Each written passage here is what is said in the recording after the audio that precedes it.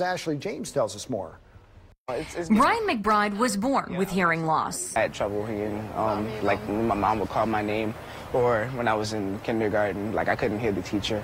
And because of that, I had speech problems. But his life completely changed at the age of 5 when he came to the Hearing and Speech Agency of Baltimore for his first hearing aid. What was it like to finally be able to hear clearly? It was wonderful. Many kids and adults are in need of hearing aids, but cost can be a huge financial burden for families. We know that hearing aids are often the third most expensive thing that an individual buys in their lifetime after a house and a car. Which is why new legislation passed in August could change everything. It's called the Over-the-Counter Hearing Aid Act. The goal is to make hearing aids more affordable and accessible by selling them over the counter.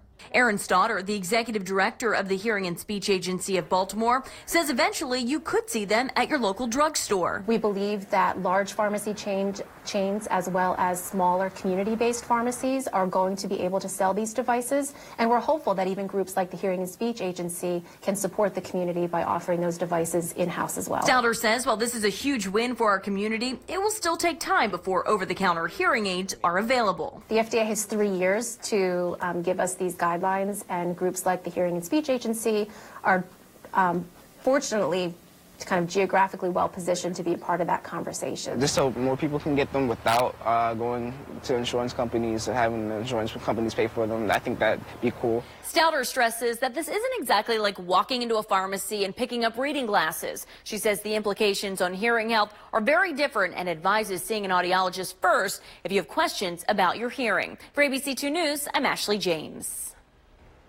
A yearly physical usually means a lot of questions from your doctor, but your next visit could come with some new ones about guns. The American College of Physicians, a top doctors group,